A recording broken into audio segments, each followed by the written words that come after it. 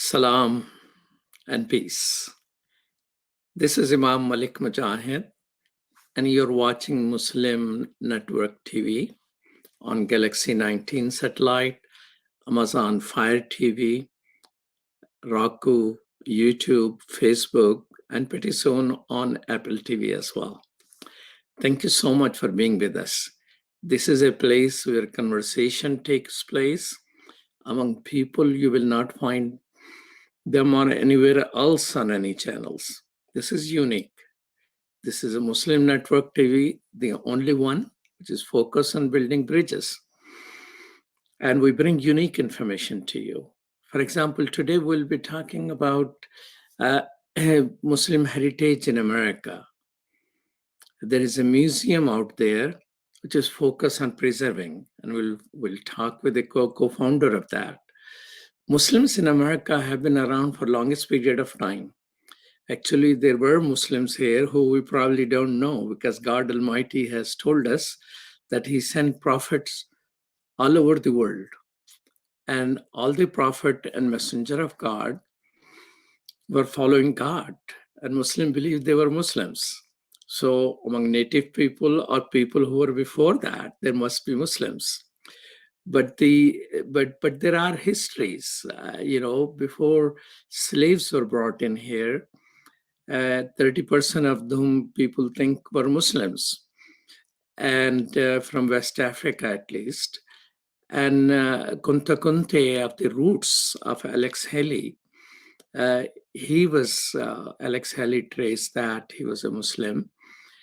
But before they came here, before even Columbus failed to discover India and ended up somewhere in the Caribbean, people who were with him, he couldn't speak the language of the people, but some of his guides who were Muslims, they were able to speak to some people in the Caribbean in their language. Most people think that were Arabic people who were working with Native Americans. But before that, 500 years ago or so, there were Masa Musa. Were those people who spoke to people with the Columbus, who were guiding Columbus ships, or misguiding, that is, to reach India in a wrong way? Could they be the people who sailed with Mansa Musa? Nobody knows. And that's the history which is undiscovered. T.B. Irving was one historian. He was Canadian. He studied Islam in the world, Spanish world, and he has written about that. He once told me, he has given a lot of interviews to me. Actually, he gave me copyrights of his Quran translation as well. He told me that he has discovered in Native Americans there are coins and other artifacts which show they had connected with the Muslim in the Middle East and Africa. But he didn't have funding to look for that. Another scholar told me, and I am still looking if somebody can trace that one of the earliest treaty, probably the first treaty, which Native people signed with the European colonizer who came here, had a name, Mustafa. Mustafa is the name of Prophet Muhammad, peace be upon him, the chosen one by God Almighty. So who is minding our heritage in America? What's happening to Islamic heritage in America? Not many people even know that one of the oldest mosques photograph is preserved, was built in Chicago in 1892. I have that photograph.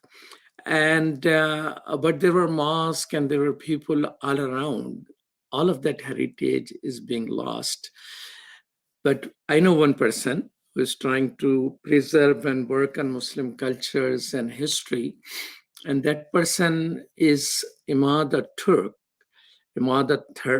and who 2 decades ago founded a Islamic Museum of Culture and History with Okolo Rashid. Welcome to Muslim Network TV, brother. Assalamu alaikum, Imam Mujahid, and thank you for inviting me to the show. Wa alaikum assalam, peace be with you. Imad Turk is chair and co-founder of International Museum of Muslim Cultures, and muslimmuseum.org is the URL. And along with Okolo Rashid, who served as executive director, they established this museum. Imad Turk is also a successful businessman, and as an engineer, a president of an engineering firm called Wagoner Engineering of Jackson, Mississippi. Well, welcome to Muslim Network TV. It's my pleasure, and thank you again for inviting me. We have interviewed you and Okolo many times on Radio Islam, which we have been running in Chicagoland since a year, I think few months after 9/11, we started that. And now that has merged into Muslim Network TV, which is on satellite, Galaxy 19 and many other mediums. So tell us, thank you for establishing this museum. I love museums, and I have been to excavations and done things since my high school days. So when was the museum established? And I know there is a very interesting event history behind that. Would you like to share that with us? Yeah, I would be delighted to do that. So back in 2000, actually, the city of Jackson hosted an exhibition, an international exhibition called the Majesty of Spain. So the local Muslim community in the Mississippi are very small, probably for the entire state around maybe 4,000 or 5,000 Muslims. So we approached the organizers and basically asked them, since they're going to be showcasing Spanish art, we figured that surely because Muslims were there for 700 years until 1492, that maybe they will include Islamic contributions to Spain. But unfortunately, or maybe it's fortunate, because this was the impetus for actually starting the museum. We met with the organizers and basically said, we don't really have an interest in showcasing the Islamic connection to Spain. We are going to be showing art starting in the 18th century forward. So it's primarily, white Spaniard art. So we got the committee together quickly and started planning really what do we need to do to basically tell the entire story of what happened in Spain and the contributions of Muslims, not only to the art, but really to the Renaissance of Europe. So we started working through this process through the local masjid at the time. Obviously, the museum was not formed. And we decided to actually rent a space across from where the exhibition is going to be, to renovate it and do a companion exhibit to focus on basically Islamic Moorish Spain and its contribution to Europe and the West. Obviously, we didn't have any funds, we didn't have any organized activities, so we're starting in around November of 2000, and the Majesty of Spain exhibit was going to open in April of 2001. So we hired a consultant, local consultant that does exhibitions. We told him what we wanted to do, and that we wanted to open the same time frame when the Majesty of Spain is here. They said, "You're out of your mind. It actually takes years to develop the storyline and figuring out what needs to be done." We said, "We understand we're out of our mind, but we're committed to do this." So we went and visited with the mayor. We told him what our plans, and he again told us we're out of our mind. So we were able to very quickly raise about $250,000. We hired a consultant. We got a few scholars to actually helping him with the development of the storyline, and basically began the fabrication of the exhibit. And we were open actually April 15, 2001, about a week after the Majesty of Spain opened. So we were a little bit late, but alhamdulillah, we were successful in doing this. And obviously, we did not have a budget to do marketing and bringing people in. But what our strategy was is there was roughly about 500,000 people that visited the Majesty of Spain exhibit that came from the surrounding states. So we targeted all the hotel rooms, the tourism industry. We worked with the state tourism division, and we worked with the City of Jackson Convention and Visitors Bureau to try to promote the exhibit to the people who are coming for the Mujahid of Spain. So really, actually, was very small marketing budget, and we had a lot of flyers that we distributed to all of the visitors for the Mujahid of Spain. And alhamdulillah, within I would say within that 6 months period, we were planning to close the exhibit in October of 2001. We received over 30,000 visitors. Wow. So, and really many of our visitors they were telling us, we didn't know this. We didn't know that Muslims were in Spain until 1492 for almost 700 years. What the contributions to science and math and philosophy and the list can go on and on. What they contributed really to the Renaissance of Europe. We started really doing some research, and we discovered at the time that there is not a single institution in the country that actually focuses on. So let's just stick there. So Yeah. 30,000 people came, and how many of them were neighbors of other faith, and how many were Muslims? I would probably say 98, 99% were non-Muslims. Wow. So, Yeah. so just an idea and a couple of crazy people in a mosque can attract 30,000 people to understand something. By the way, 700 years is true about Andalusia. But when it comes to Barcelona and that area, heritage goes back to 900 years. Actually, I slept in a monastery north of about 2 hours north of Barcelona, Spain, and and my friend somehow lost his luggage, so we wanted to go and purchase some clothing for him. So I asked people, where should we go to purchase? Because monastery was on a mountain. And when I was sleeping there, I was already suspecting there is some Islamic heritage, because the mount next to it, the mountain has a very straight rock going up. And the name of that was Mount Sirat. Now, Sirat goes for a straight Arabic word. And I say, Malik, you're crazy. You always are thinking of strange things. So I slept. So next day when my friend came and said that he doesn't have a luggage and we need to buy some clothing and all that, I said, okay, let's go buy. So I asked people, where is there a shop in this place? And there is no shop in the area. But why don't you take a train down from the mountain? And the first station is called Balda. And that's where you will have a store. And Balda in Arabic means a town. And then I started looking for it, and I discovered not only history, but that heritage is still preserved in those areas. And one of the church in that area actually had the manuscript written by Ibn Khaldun in his own handwriting. Now, of course, that happened later than 900 years ago, because Muslim left that area, I think, about 900 years ago. But somehow they were still taking care of heritage somehow. So I saw the manuscript written, Ibn Khaldun Muqaddama, written in the handwriting of Ibn Khaldun there in an exhibit. So human heritage and civilization built on each other. And so sorry for interruption, but I got excited about what you. No, that's good. That's great. Alhamdulillah. Yeah. So you thought once the exhibit was over, after 6 months, it was over?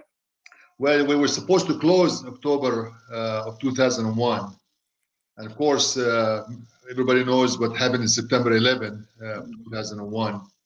And then we started doing some research to try really to figure out what we're going to do with the exhibit. Do we put it in storage? Do we continue the exhibit beyond October? Particularly now that there is need after September 11 for people to be educated about Islamic culture and history. So we really didn't know exactly what needs to be done. But the research showed that there was not at the time a single institution in the country that actually focuses on preserving Islamic history and culture. So we felt a passion to actually transform this into a museum. So we approached the museum board, both Okola and myself, and basically told them, we believe strongly that there is a space for us to actually have the first Islamic History and Culture Museum in Jackson, Mississippi. Again, they told us, you're out of your mind. we're a small community. How come people know your mind so well, brother? I don't know, but I guess it's some people just don't see the vision for what needs to be done. But those people who had that Spanish exhibit, Islamic exhibit of Spain art, and deducted about 900 years of Islamic heritage there, were they able to understand and come to reason with you that these things were connected, or they remain arrogant about it? No, they remained arrogant. And really, we after we opened, we didn't really spend a lot of time focusing on them. We wanted to bring their visitors to come to the exhibit, and we were able to get 5% of their visitors, which is with the budget we had was wonderful. I mean, actually, having 30,000 people to come to really a small exhibition space was about 2,500 square feet compared to they had almost 20,000 square feet space. That shows all these diamonds and all these other jewels and artifacts that they brought from Spain with it. So I think we really exceeded all of our expectations of what we could have accomplished. But again, we really felt compelled, basically our families, Rashid's families and our family, to actually transform this into a full-time museum. Okay, let's talk about it as we take a short break. This is Imam Malik Mujahid. I'm talking to Brother Imad Al-Tarak, and we will be right back after these messages.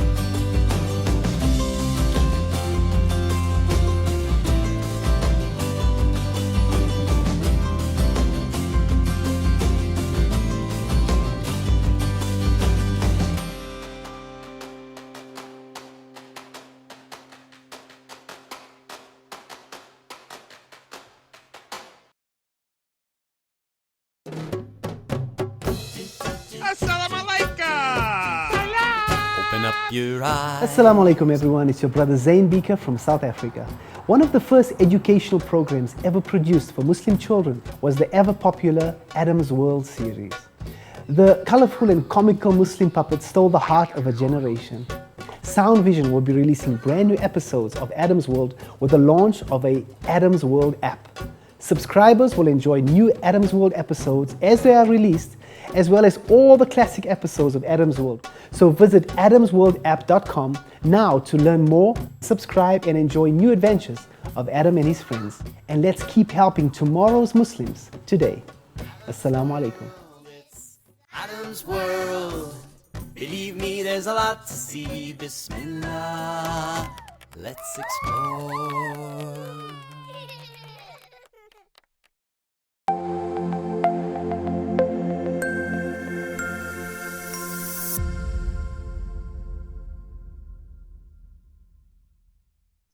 Welcome back to Muslim Network TV. This is Imam Malik Mujahid, and you're watching Galaxy 19 satellite, as well as Muslim Network TV on muslimnetwork.tv, and YouTube, Roku, Amazon Fire TV, and all other places.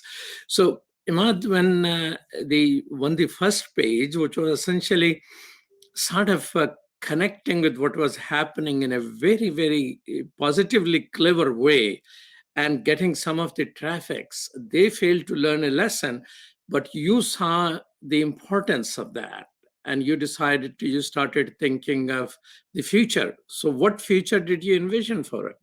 Well, we envisioned that, since there's not a single museum in the country that focuses on Islamic history and culture, we can be that vehicle to actually establish this. And our research showed at the time that there was almost, our size as a Muslim community in America, for example, is pretty similar in size to the Jewish community, probably by 1% to maybe 2% of the population.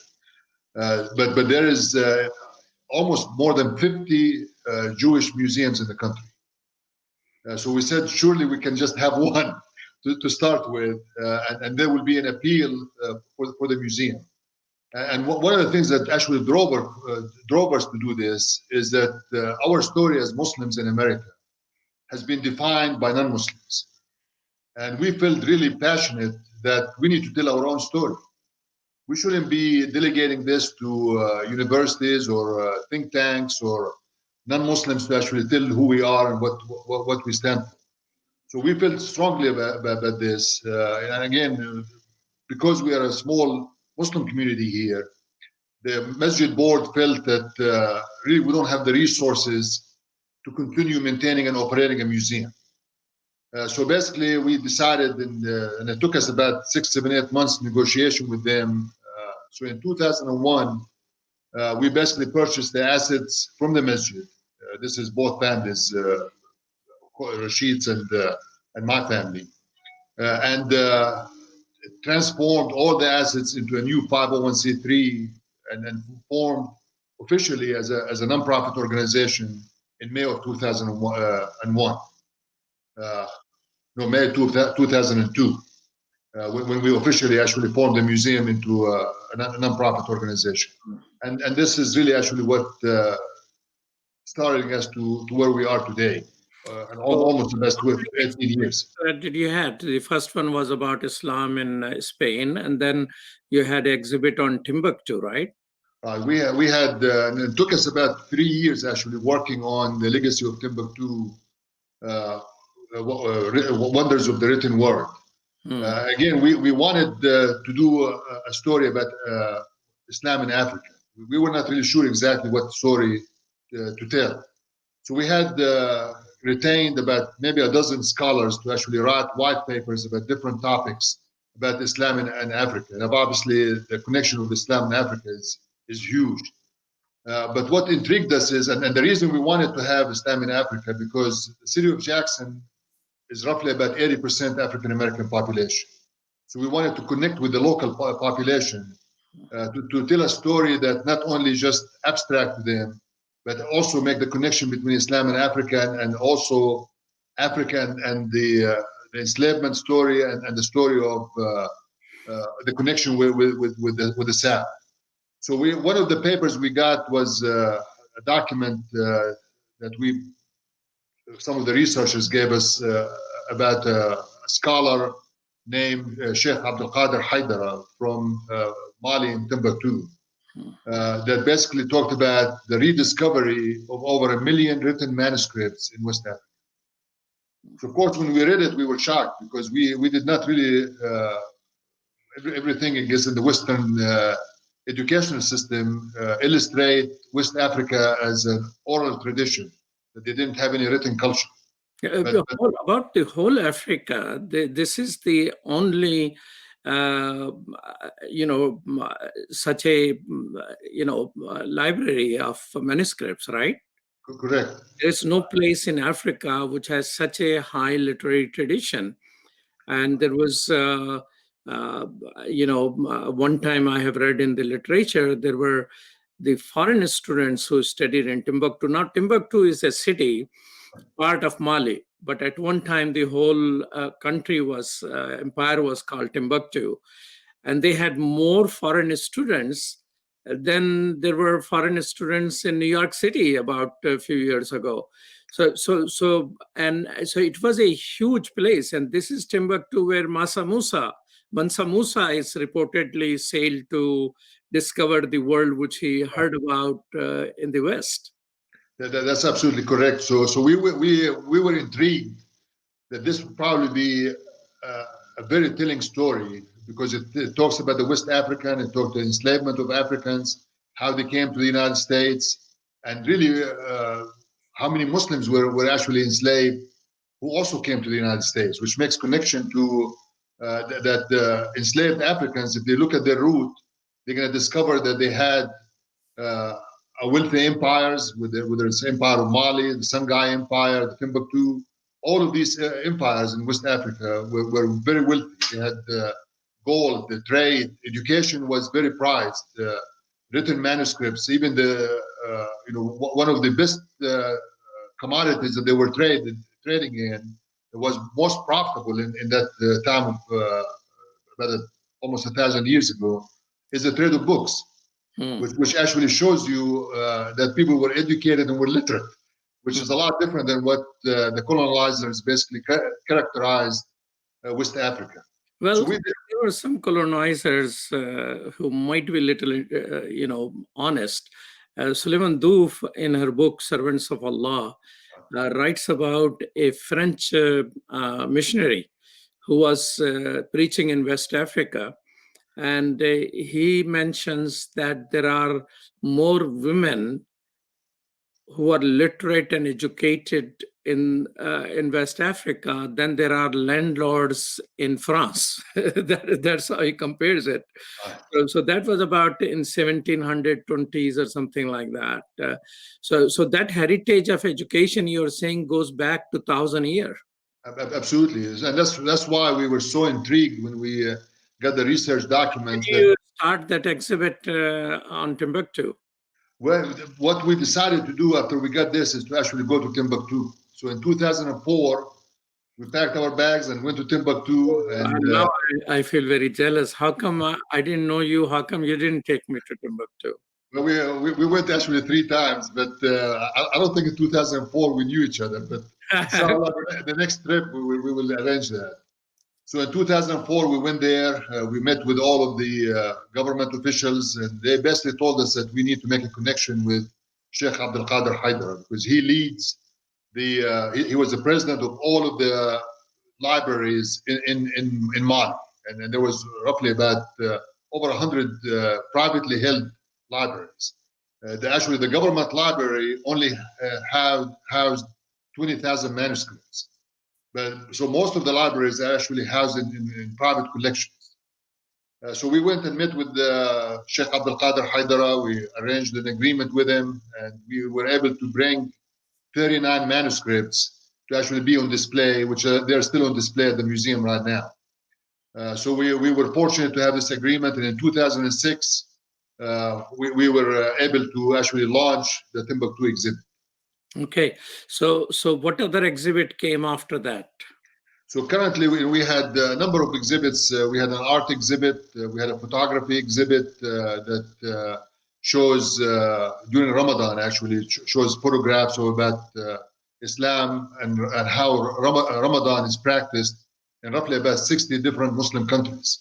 So we had photographs of all of those areas. This was in conjunction with Studio Basel, which did the photography all over the world. And this exhibition was actually featured in the Islamic Museum in Kuala Lumpur in Malaysia, and it was the first time that we're actually showing in the United States at our museum. And then finally last year we launched another exhibit called the Muslims with Christians and Jews, an exhibition of covenants and coexistence. And again, this is continuation of really of our work to try to bring people of faith together in really understanding that God's message is the same, whether it's to Christianity, Islam, Judaism, or anybody else. So we wanted to make the connection between Islam and those Abrahamic traditions, and really talking about the issues of unity, issues of peaceful coexistence, and contrasting and comparing the Constitution of Medina, the treaties that Prophet Muhammad ﷺ had with the Christians of the world. And this is a book that was written by Dr. John Andrew Morrow, who was a contributing scholar, and of course, Imam Mujahid, you were a contributing scholar to this work as well for the exhibit development. But also it's important to make the connection that these treaties will actually influence even the development. Some scholars claim that they actually influence the development of our Constitution in the United States and the Bill of Rights. There's a lot of similarities that we're contrasting between the Constitution of Medina and some of the treaties, particularly as it comes to the issues of protection of minority rights. So tell us, how many visitors per year have you been getting by average?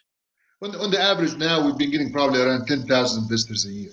Okay, so when I Google Islamic museum or Islamic art, something like that, there are other museums and all that pop up. And, as you know, the Metropolitan Museum of Art in New York has about 12,000 different objects of Islamic culture and heritage. So there seems to be other parties, but yours, and when I Google it, actually there is something else, America's Islamic Heritage Museum and Cultural Center in Washington, D.C., which pops up first, and muslimmuseum.org, which is yours, comes second, although that is nothing but posters which they have at this moment. So what we'll do is that if you just share with us in just a half a minute, what is your long-term vision for the museum? So in the last 3 years, our board decided to transform the museum from a regional institution to a national institution. We recognize that Mississippi is a rural state, although it's important for the museum to be here because of the issues of equity and justice and Jim Crow and all of the civil rights violations that happened in the South. But also it's important for us to transform this message across the country.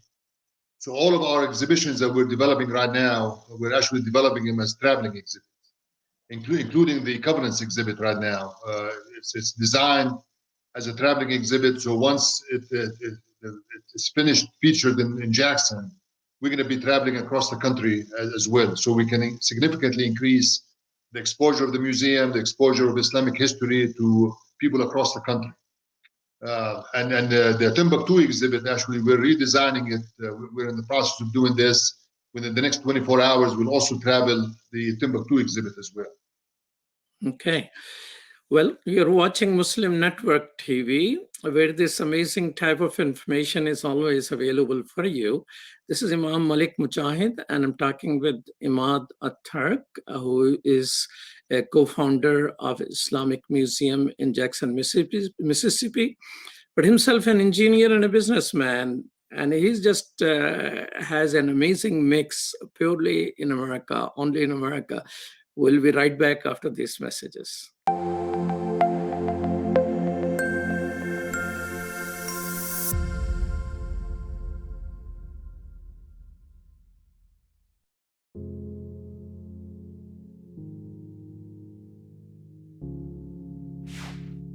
We are Justice for All. Headquartered in the heart of downtown Chicago, Justice for All is a global humanitarian initiative dedicated to raising awareness for human rights concerns impacting vulnerable minority groups. We promote policies that protect religious freedom, address the root causes of mass displacement, and recognize the plight of refugees and forced migrants. Our diverse team of staff and volunteers, led by Imam Malik Mujahid, work tirelessly to help Justice for All achieve their goals. Past campaigns covered a wide range of humanitarian concerns. Through Bosnia Task Force, imams and leaders of Chicago's Muslim community worked to ensure Bosnia became a top national issue. This led to life-saving American policies in Bosnia. A key accomplishment was helping to get rape declared a war crime. Initiatives also included Kosovo Task Force, Central African Republic Task Force, and Flint Coalition, which brought awareness to the water crisis affecting the people of Flint, Michigan. Highlights of our work include supporting Black Lives Matter,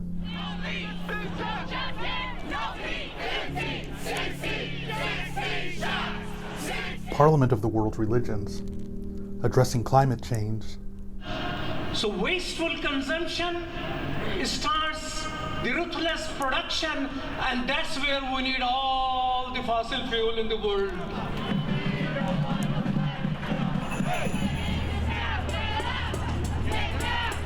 And prominent media exposure.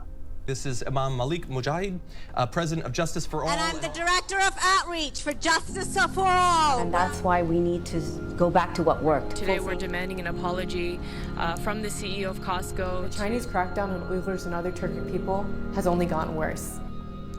Current programs such as Burma Task Force advocate for the rights of Rohingya refugees in Bangladesh, internally displaced populations, and all those denied freedom of movement and at risk of starvation.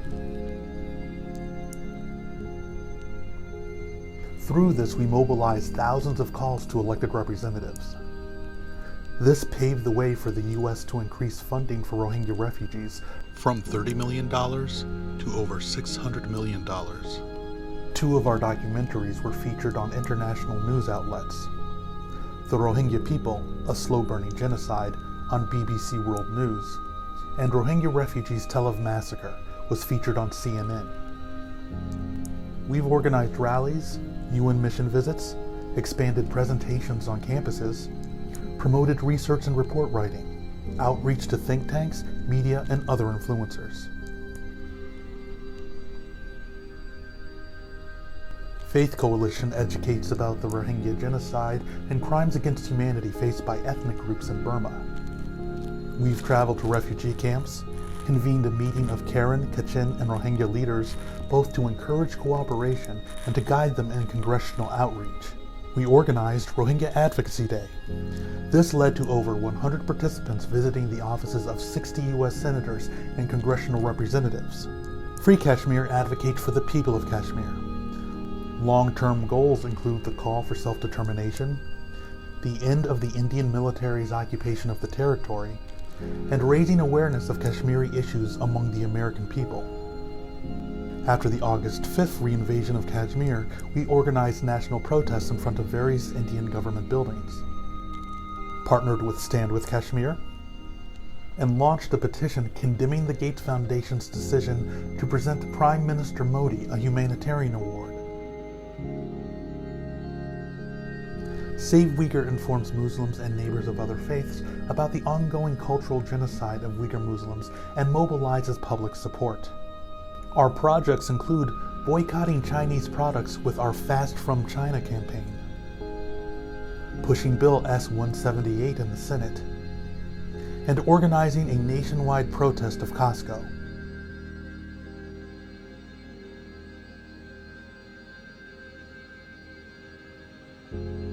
Together, we can continue to stand up for justice. Justice for all.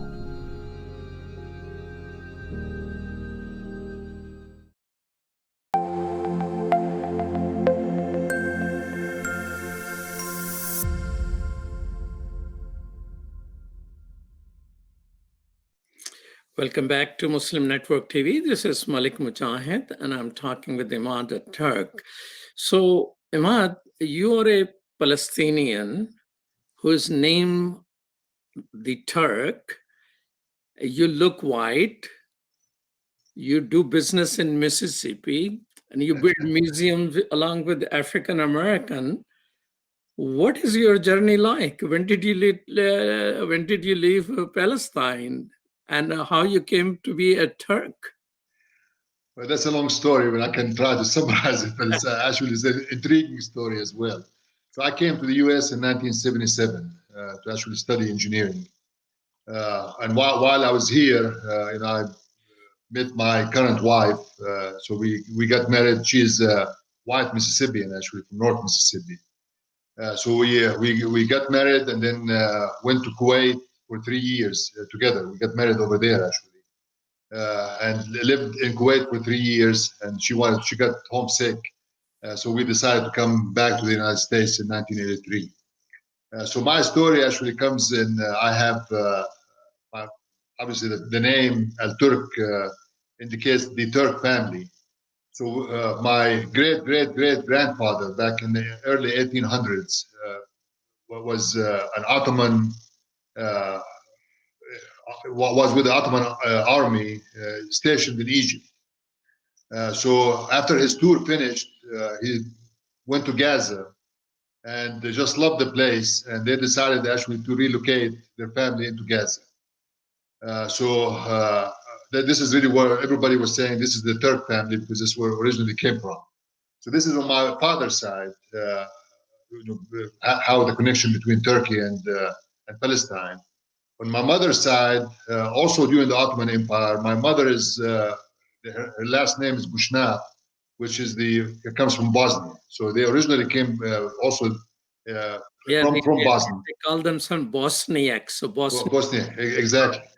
So they migrated during the Ottoman Empire to the West Bank, to a town called Tulkarem.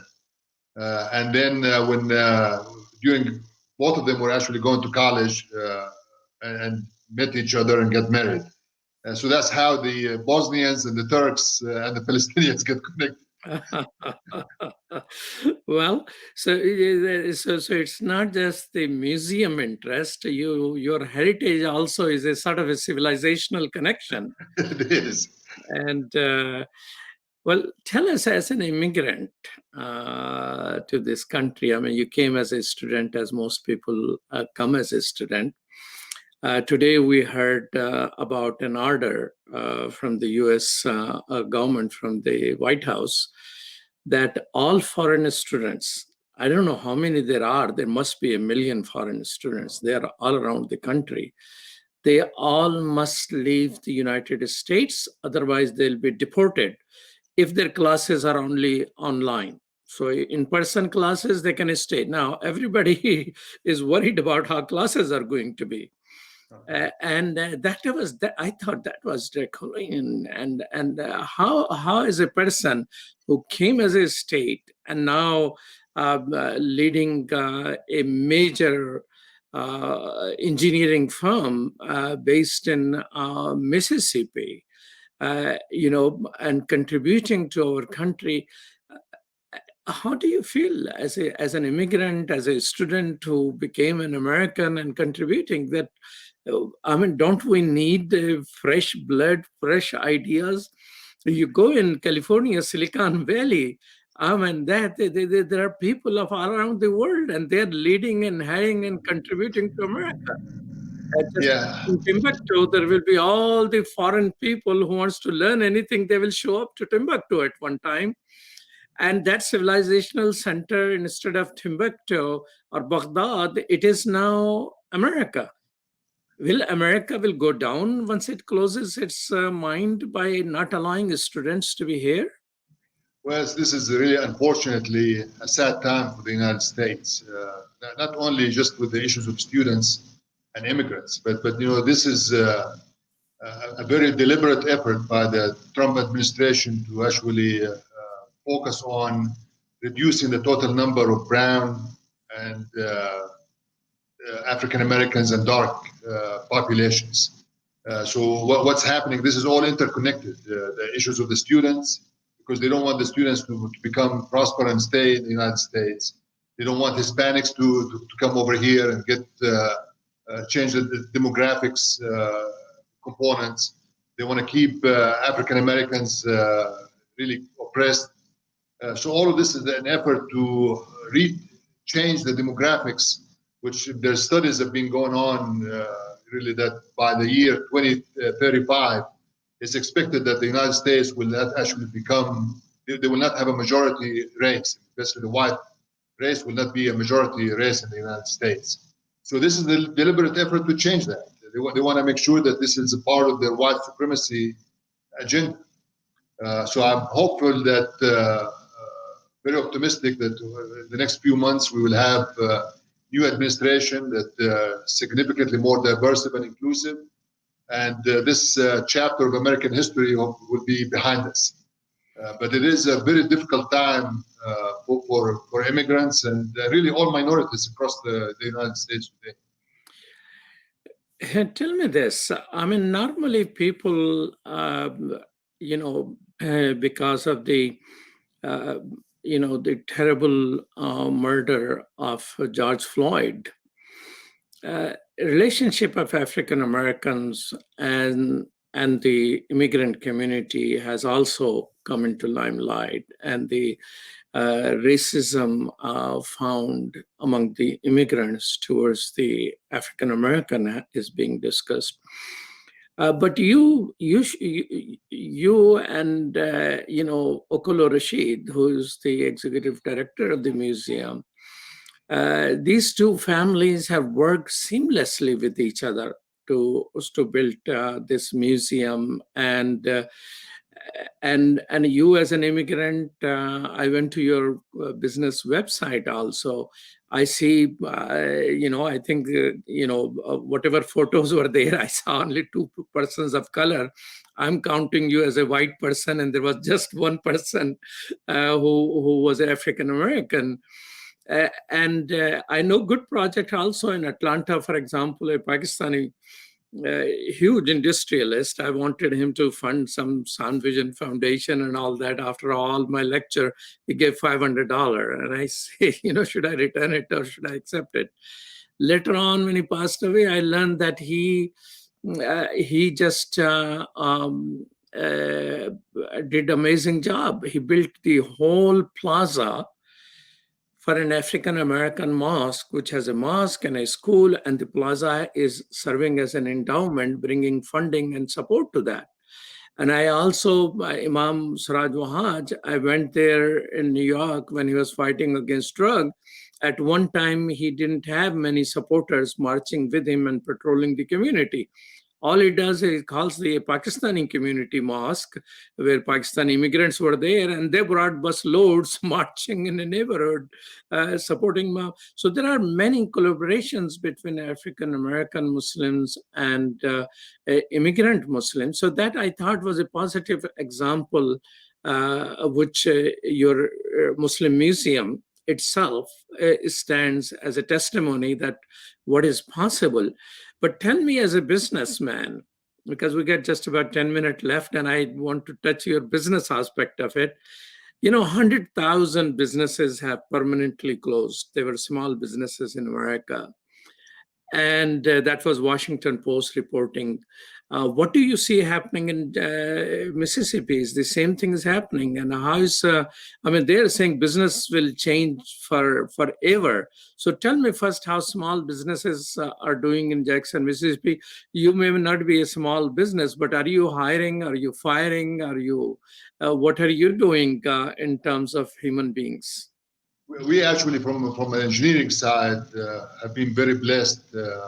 Our work has increased, not decreased. We actually probably added, since the beginning of the year, probably about 10% additional staff members. And we just finished, actually, effective June 30th, we acquired the firm in Birmingham. So we're increasing beyond organic growth. We're also going through acquisitions as well to diversify the company. But many small businesses in Mississippi across the country are suffering, but particularly in areas, restaurants.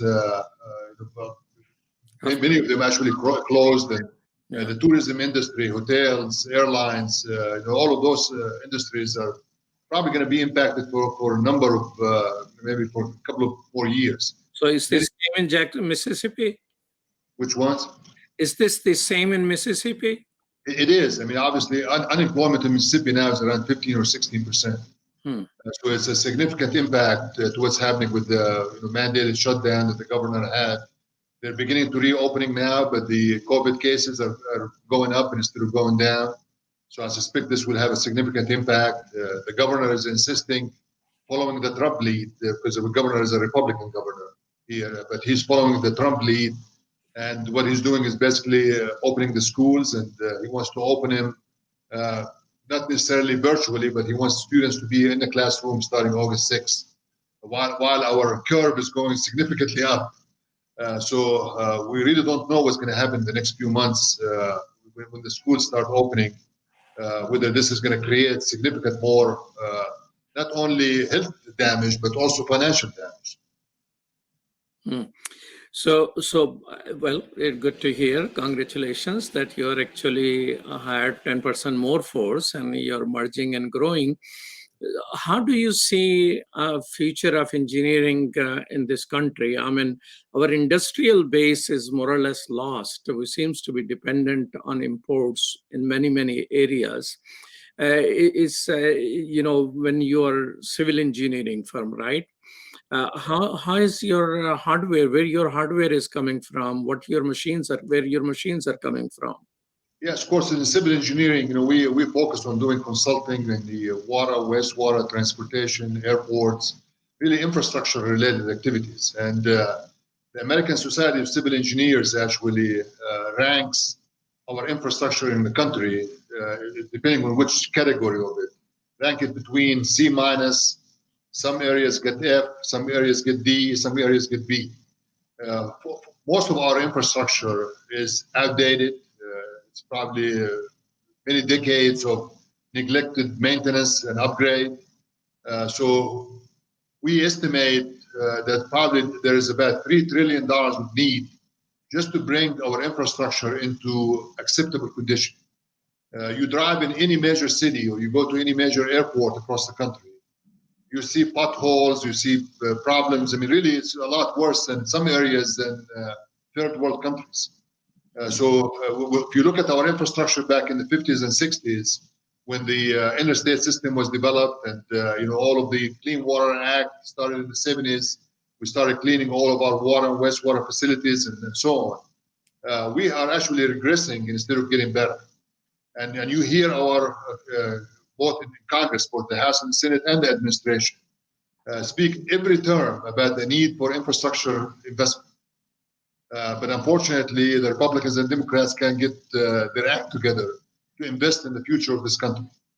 So we're spending trillions of dollars in wars overseas, but we cannot invest in our infrastructure, our people, and our resources to do this. So many of the local communities are doing it on their own right now. If you work on infrastructure and your business has gone up by 10% or more, does it mean some realization is coming and people are paying attention, or it's just a exception? No, I mean, I think there's the ones that are working on this is more state and local government, a lot more than the federal side. But of course, I mean, the magnitude of the need cannot be supported by the local jurisdictions. So you're going to have to actually get federal support ultimately with all of the infrastructure across the country. Tell me this, the equipment which you use, what percentage of is built in America, manufactured in America, and how much is imported? Yeah, of course, mostly what we use is hardware and software. We use computers and do software for modeling and design and other things that... So most of the software actually comes from the United States. The hardware, of course, come from all over the world, but primarily in China and other parts. But of course, in the construction side, when you start building, steel, come from China as well. And of course, some of the building material, most of it like gravel and concrete and cement, come domestically as well. So So do you see industrial base of our country? I mean, Trump has talked about it at least. And he says that he spoke to some of the leading manufacturers, Apple and other people, to bring manufacturing back to the US. Do you see some serious conversations about it in the business community, or those people who are engaged in the manufacturing aspect of it? Do you think we will recover and come to a balance? No, I don't think we need to recover, to be honest with you. This is, we went through the Industrial Revolution a long time ago. Now it's a technology revolution. So really there's virtual technologies, a lot of things that need to be done in a different way moving forward. many of the engineering projects as well. I mean, they're using advanced engineering that does not require a lot of manufacturing. You have to invest in green infrastructure. You have to invest in solar and wind energy. And so we have the capabilities to actually transform it from coal and fossil fuel and other industry into more green infrastructure that will allow us to protect the environment while we're increasing jobs and economic advancement and creating new jobs, really, for the future of America. So in terms of job and new technology, good. But don't you think complete dependence on foreign, for example, we needed masks, that little thing. And here are people and president's son-in-law flying to China and talking to all around the world and asking people. And here's China, who is going around giving gifts to 150 countries of the things which we need here and nobody's providing us. So do you think a balanced approach towards keeping manufacturing a part of manufacturing or essential manufacturing, diversifying the suppliers, are a better future strategy or not? Well, of course, from a security perspective, there has to be a definition of what's essential commodities that need to be done in the United States. Really, it's actually poor planning that we should not have domestically produced masks and healthcare critical infrastructure elements. So those critical infrastructure components, from a manufacturing perspective, need to be done here. But this is an interdependent world. We don't live in isolation like really what President Trump wants to do. I mean, basically, he's trying to put boundaries around us. And this for the long term is not going to serve the United States well. So I'm not really, I think it will be significantly more advantageous for us to invest in the technologies and the manufacturing of the future, not the manufacturing of the past. Well, thank you so much, Imad Turk. It was pleasant talking to you, and I hope that your business continue to grow, and we hope the museum continue to grow, and we hope that somebody who people can say that he's out of his mind or she's out of his mind can start a museum in Chicago. Inshallah. Thank you. Peace. Salam. You have been watching Muslim Network TV.